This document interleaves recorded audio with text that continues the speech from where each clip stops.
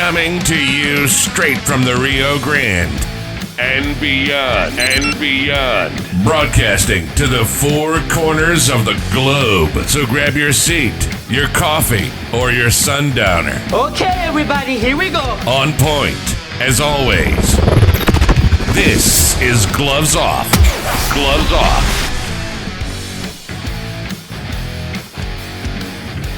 So when I was working on Selena, the series for Netflix, to play the role of Abraham Quintanilla, I put on a specific amount of weight, which I was fine doing, but also realizing it could be difficult to get that weight off. I got back into my physical regimen with James Leha, but I was still having trouble with just those last amounts. And that's when I got to meet Arturo from Laredo Medical Weight Loss Clinic. And just the products that he gave me kind of put me over the edge. I feel great about myself.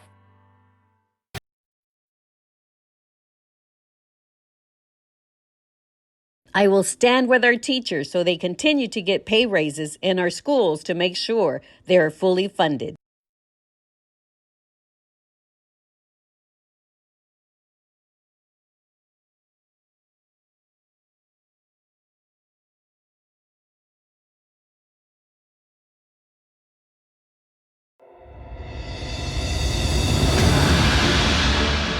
Higher education should be affordable. A college education should not be a financial burden. Higher education and vocational training should be affordable. I am Lázaro Garza, and I approve this message. Back at you, Gloves Off, and I'm Professor Buitron. I'm here talking with one of the best knife men in the United States, somebody that can teach you how to use a blade the correct way.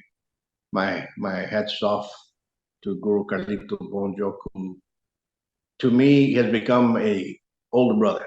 And how are we doing, my brother? You doing good?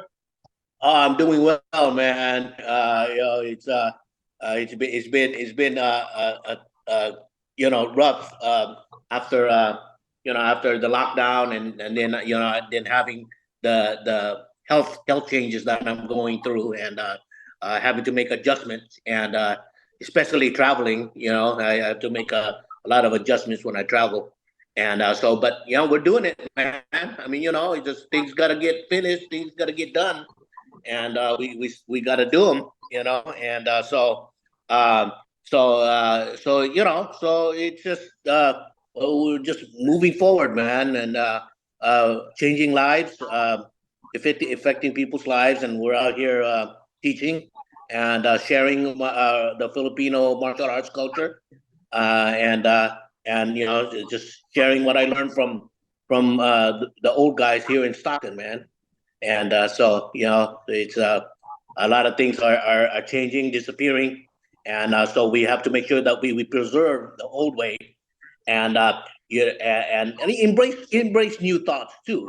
We got to look at everything, and but I think that a lot of the things that we learn from our elders, they were in a different world. The old guys here in Stockton, they use their techniques that they're sharing with you, and so those are proven theories, proven techniques, and so we just got to make sure that we share it, and so that way our students can benefit from it, and we got to look at it, and we gotta get in there and see what will work for us, because although it worked for the people that taught us, we're different from them. We might have a different body type.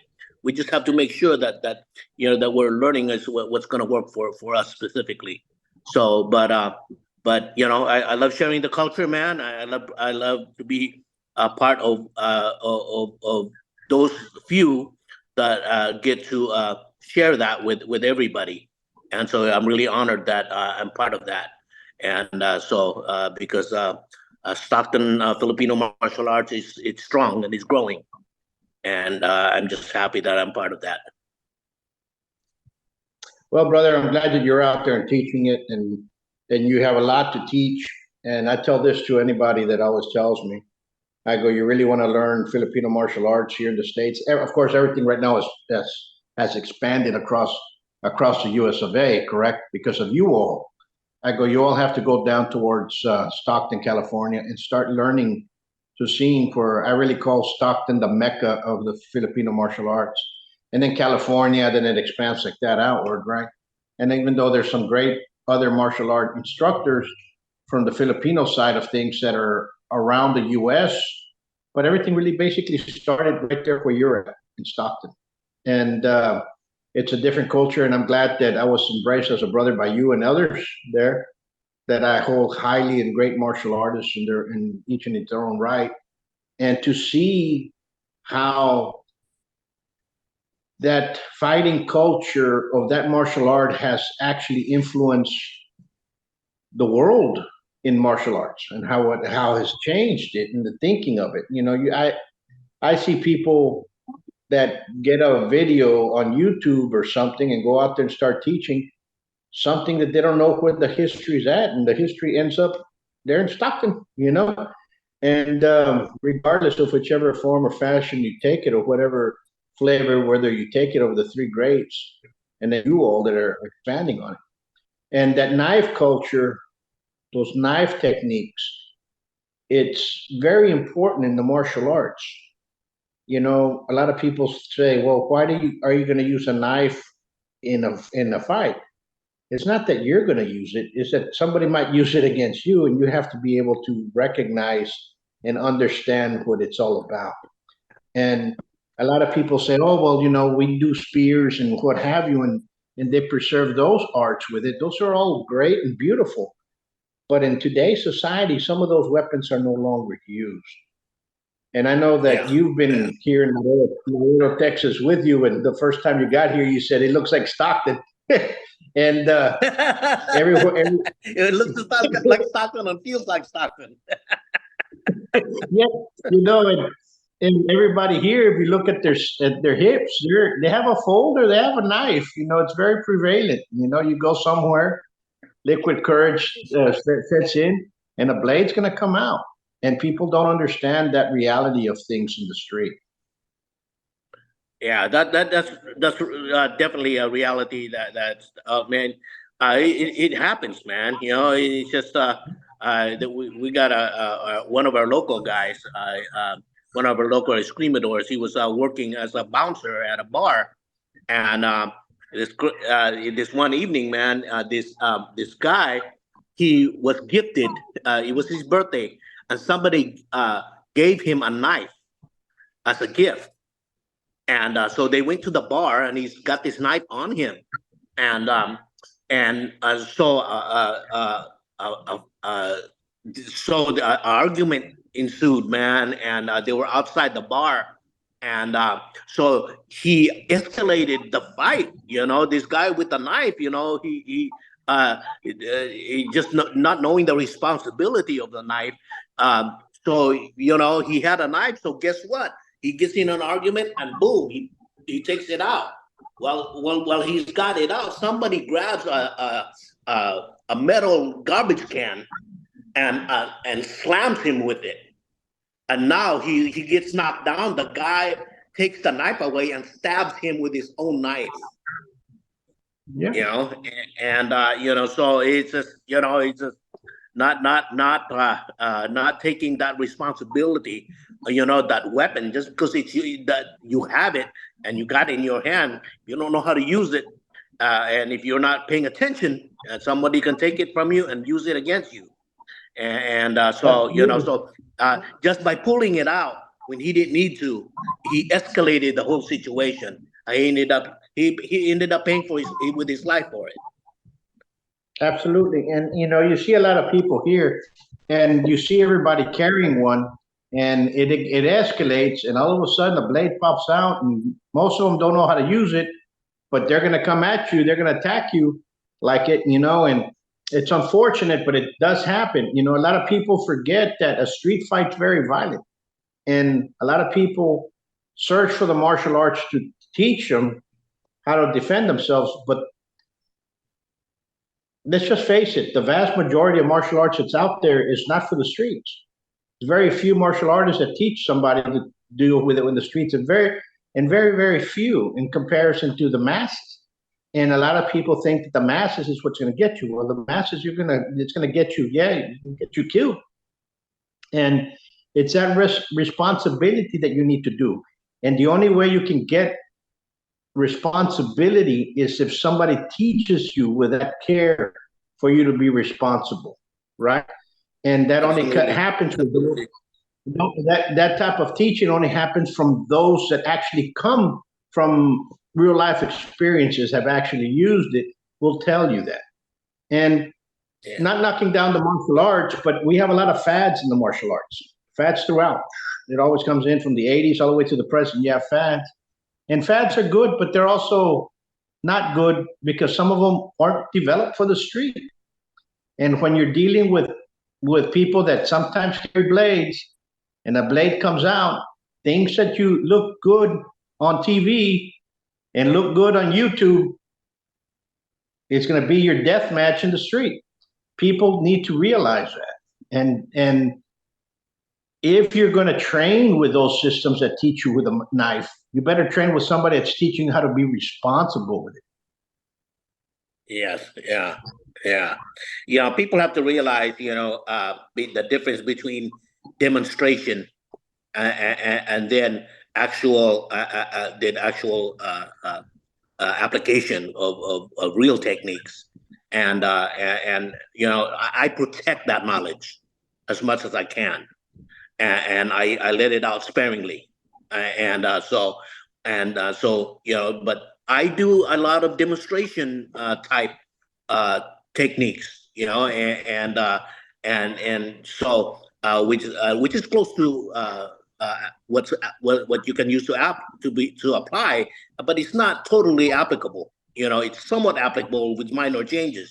And but we have to understand that, as instructors, that we can't just give that out openly. We have to be responsible to the real technique to give it away wisely.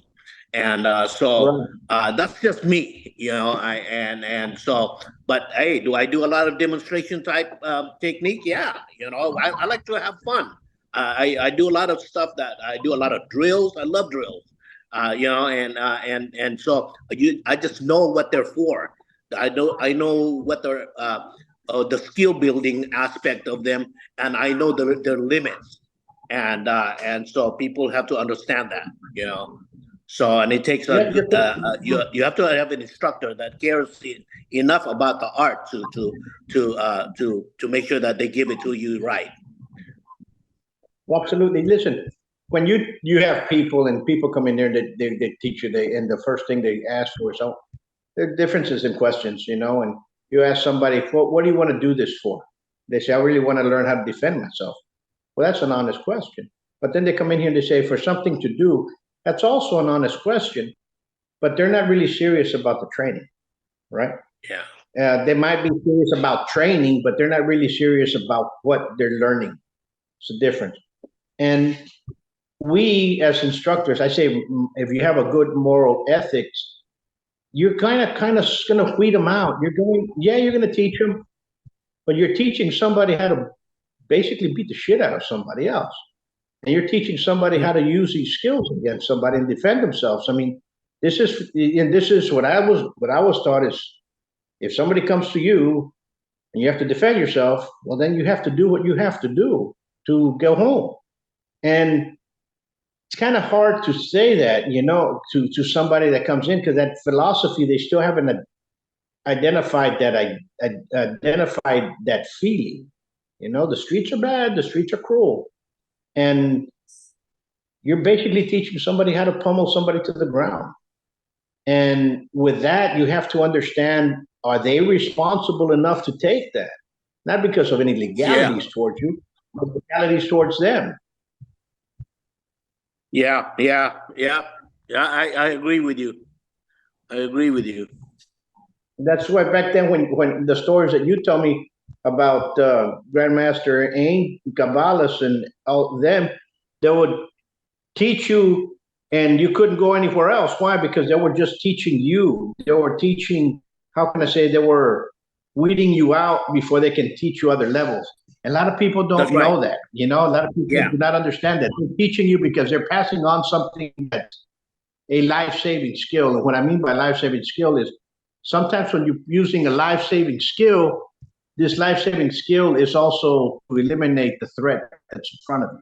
And a lot of people cannot grasp that. Yeah, because it's deadly. It's a deadly situation, man, and it has to be taken seriously that way. And they have to weed you out. That's the way. That's just the traditionally that was the approach. The old way, it took a long time for the instructor to earn your trust. And then once he's earned your trust, then they start giving you the key. So so not enough people are serious enough to. Most people are not serious enough to be able to have the patience to wait for that. It's tough, man. It's just you want to share this, but you want to share it responsibly. And you have somebody that's asking you, and sometimes you just don't know. I mean, it's just I'd like to be able to teach enough so that they survive, but I don't want to just teach them everything yet because I don't know if they're responsible for it. You see what I'm saying? Teaching somebody to run away from a fight, that's a big thing. It's just, man, learning how to de-escalate is very important. Absolutely. Yeah, especially when they haven't earned our trust yet. It's just, I can't just teach them how to take somebody out like that. It's just I don't know them enough.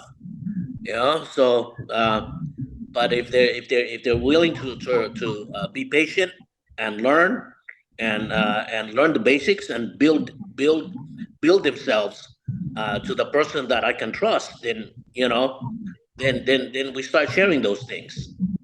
So absolutely, yeah, absolutely, and but it's great that you're teaching it and continue teaching it, and everybody else in that area has continued with that culture. That is the most beautiful thing that you can see. Yeah, I love what I do, man, and I love sharing it, and so we're doing what we can to help others. Absolutely. Absolutely. You're going to be doing some, but you're in Stockton. If somebody wants to get in touch with you for them to learn, how can they do that? Well, I have a Facebook presence, and you can Carlito Bonjoc on Facebook and Instagram. I'm starting to utilize that, and soon I'm going to start utilizing YouTube, and but I'm getting ready to release my website, and I'm also writing a book right now, and awesome. So we'll see how we can get that published soon, and absolutely, man, I just feel that I have a story to tell, and a story that can help many people, and that's absolutely. what I'm looking to do. So absolutely, you see, the passing on tradition is one magnitude. We're already losing those. We come from a culture that our grandparents were still around when we were kids.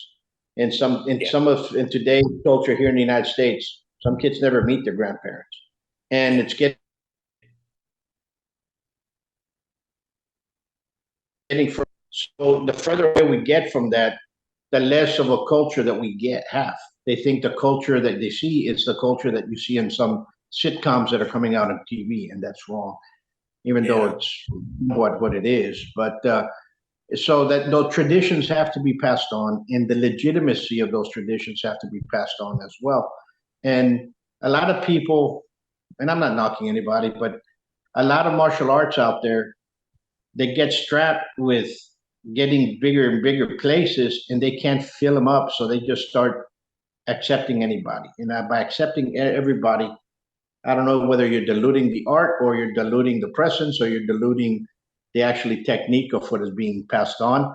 But we have to start being a little bit more responsible for it, I guess, and there's need be's for that. There's martial arts can help out a lot of people, especially a lot of kids in need. Because I grew up, if you got into trouble, this was what kept you in line. And I'm very grateful for that. And I'm very grateful for the men that entrusted those teachings onto me by making me go back on path, and that's just the way it was. Yeah. And you kind of want to pass that on to others, and that's something that's great, Yeah. And you see. So I'm glad that you're doing what you're doing, and we need to bring you down to South Texas again soon. This summer's going to be very hot, but we're going to get it done. Believe me. Yeah, I'd love to visit again, man. You just let me know, buddy.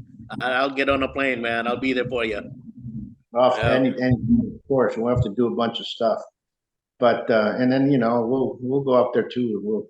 We have some fun. We'll get some stuff done. What would you tell somebody? Here's a question. What would you tell somebody that's out there that's looking to study and wants to get involved with more edge weapons? How should they approach it?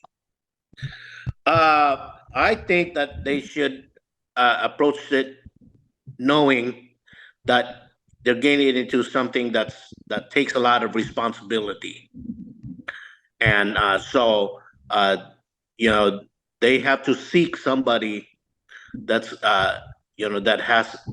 If you live in your city long enough, you ask enough people, you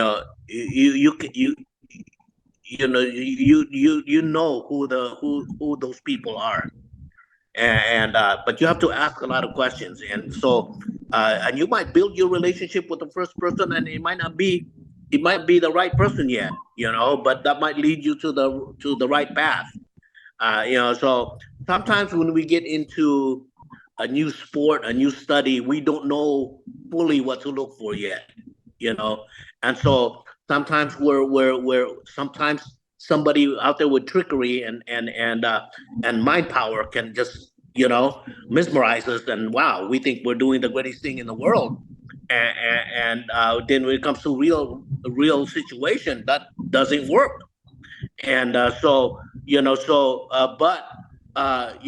you're around enough people and you start hearing what others are saying, then you kind of understand, okay, this seems I'm in the right path, or I might not be in the right path, and if you don't feel that you're in the right path, you got to trust your instinct and move on, look for something else, because what fits you is going to be different for somebody else. And but at least you got to be mindful that if you're going into the edge weapon study, that it takes a lot of responsibility, and it's a deadly art, man, and you have to be responsible for that. Absolutely, absolutely, and that's the way it is, it's a deadly art, actually, and every martial art that's for real is that, and every martial art that is taught to you with that mentality behind it, that is teaching somebody to be responsible, is a type of martial art that you want to get involved with. There's a difference between false sense of security and the actual security, and so you have to look. If you really want to learn, I'm with you. You have to look, and you'll end up finding an instructor. There's a lot of people out there that teach a lot of stuff, but you'll learn. Yeah. What would you say is the hardest thing for you to teach somebody? The responsibility? It's different for most people, man. But sometimes I think the hardest thing is getting over themselves. Sometimes people just they have too big of an ego, and they have to let that go, and you have to be able to break them down, man, so that way they get rid of that, and then you can start building them, And but that's really the hardest thing. So it's a little different when I have more adults coming to me. Because they're adults. I treat them as adults, and so but kids, it's tough because the parents have their they have their idea of what things are supposed to be, and I got their kid in front of me, and I'm responsible for this kid. For what I'm gonna teach this kid is gonna have a big impact on him. And sometimes the parents get in the way, man. And so they have to understand that if they bring their kid to me, that he what's important is this kid now. I'm not gonna be their parent. No way. They have a parents. I'm not gonna pretend to be their parent, but I'm gonna teach them to be responsible for what they're learning. And so it's they're not coming into a ballet class, man. They're coming into a martial arts school. And so so they yep. Yeah. So correct. Words out of my mouth. I'm gonna tell you one thing. In today's world, the more and more, since I first started, you've been teaching a little bit longer than I have. Since '88 when I started, and I would say about '91 when I basically had the school to the present, in teaching in France and coming back into the States, the presence in the States and the way it went from people that were bringing in kids. At that time, it was a father that called in, and I go, "When are your classes?" And they'll bring in the child. And they say, "My son got in a fight. Teach him how to fight." Then all of a sudden, towards 97, 98, 98, 99, 2000, 2001, my son got bullied. Teach him how to fight. And then from about 2003 to about 2008, father would call up and says, "My wife's going to take my son or daughter over there for you to learn. They've been getting picked on in school. They've been getting bullied. Can you teach them?" So the wife was coming, more the moms was coming in. Then I saw from about 2010 to about shy of right around 2020, the mom's coming in with a child. My son's getting bullied. The father was no longer present. Didn't even know. And now it's kind of like they just pick up the phone and say, "How much is it?" Understand? So your lesson back then, the father was bringing them to the person that could teach your kid how to fight. When I was growing up, my dad took me to the person he knew was the best fighter. That was his brother. Understand what I'm saying? He was the one that taught others how to fight. So he took me with him. That's where I started. You were taken to go learn how to fight. Understand? Go teach them how to fight. It was not like, so now it's the presence is different. And I'm not knocking women down because there's great mothers out there. But what I'm saying is they don't know, if men don't know the difference between martial art to martial art style from what this and what's that and everything else, women know a little bit less than that. And that's the honest fact. And even though we have some martial art women out there, so they convoluted, they think that it's the same as taking the kid to go learn how to do pop dancing or whatever, you know what I'm saying? Hip hop dancing or what have you. They think it's the same thing. Oh, they look at FMA and they look at Savat, they look at sumo wrestling and they look at MMA and it's all the same thing, and it's not. Everything's a different purpose. It's not. Yeah, the difference, Paul, is this. When I was a young kid, and I was, I was the one being bullied, okay? And when I was a young kid, man, I had a strong father, right? And a very loving mother and loving father too. And so my parents taught me to be a good boy. And my father's teaching me to be a man, right?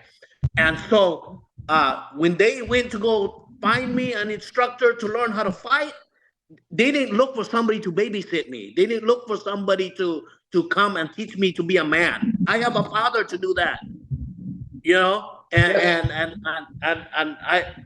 so it's tough, man. It's tough when you don't have you have somebody young kid that don't have that, and then, so you have to in a way fill that gap, but you're not their father. You see what I'm saying?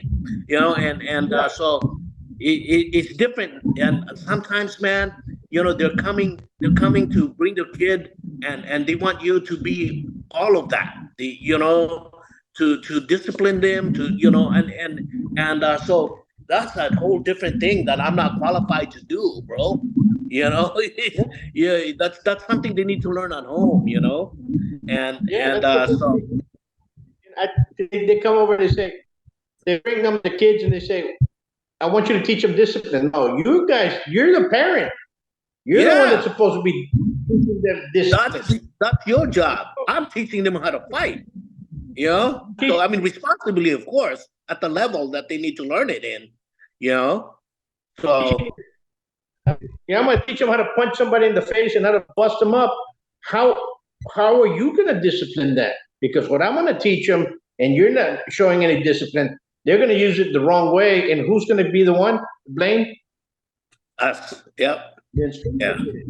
So you have to have, it has to be at a different story, and a lot of parents, unfortunately, they want the martial art to become the parent, the martial art instructor to become the parent. We're not parents. We're not I have my kids, I'm their parent, they're their father, but I'm not the father of your kids.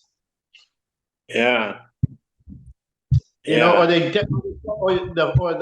Or the thing now, my brother, is that they call and they say, do you teach kids? Oh yeah, bring them by. And they show up and it's a little kid in diapers. And I'm like, who's that? Well, he's in class. He's 2 years old. He's not even potty trained. And you're gonna tell me, you know what I'm saying? No. Yeah. I mean, they have other schools that'll do that, man. And so I just know that that's great for them. If they want to teach that, I wish them to make a lot of money and they babysit that. But that is not what reality is. That's a kindergarten martial arts school. Yeah. So everyone's different, but I that's not me, So yeah, but there's people that are really good at that, and I, hey, more power to them. Yeah. Yeah. So, yeah. So, but we have to be responsible for what we share, and so it's just there's a weeding out process, man. When you have a parent, I've experienced this many times. They want to push the lesson, and their kid's not ready for that, man. You can't just, I mean, especially in my style, we have weapons that are involved. It's not just, yeah. So you've seen Savat, you kick, and you're always touching each other. You're always hitting each other, and you're not beating each other up. You're not going full force. And we had a father here that said, telling his kid, "Oh, he really has to lay into those kicks." No, he does not have to. Not at this point in time. Well, kick them harder. It's about you kicking somebody else harder. It's about you having accuracy first of all. Then everything else comes into play. The father says, "No, but well, you know what?" So I have a sign. I know you've seen it. It says, "No side yard coaches. If you want to coach your kid, take them to your garage and out of here." Yeah, but you know what, Paul? I have a few students that are children, and but their dads are screamadors, man. Like I have one right now. His dad's an screamador, and his dad knows the life, and so I know I don't have to be a parent to this kid, and we have fun in class, man. He's 11-year-old, 12-year-old, and so am I teaching things that are applicable? Yes. Am I teaching him deadly things? No, not yet. He's not ready for that, but he's going to have fun in my class, and he's good. He's learning. And as he gets older, he's going to learn more, and so it's just that's a little different for me, it's just because most of my students are older teens or adults, And so, but you're good with kids, man. I watch you. So, Oh, you're gonna learn, but the parents. This is not babysitting class. You know, it's yeah. not ballet. For ballet, you know, if you want to do ballet, I used to have a sign that we took it down. We put something else up there. But I used to have a sign. I said, if you're going to complain, this is not ballet. We'll register you in the ballet class on the street. Yeah. What you want? Go down the street, and you're going to be yelling because they're going to hold your leg up higher.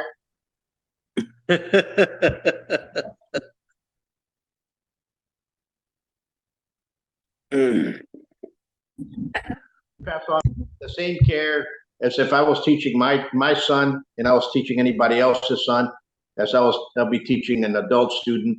You teach them with care, and you do not want them to get hurt. I do not want any of my students to get in a fight in the street. I do not want them to experience that horror. But if they have to, they're capable enough to taking care of themselves. Yes. Yeah. If not, then the individual going to be walking life, because they might end up taking those skills and protecting others. And that's basically that's what we were set out to teach. And I understand that we do it right. And I don't have for behind. That's what was, that's a course that we took, and that's a course that we have, Yep, that was the plan, right? Yep. Yeah. I didn't want to becoming one, and that's just the way it is. Yeah. To practice what I have been taught, I had to teach others for me to practice. Yeah.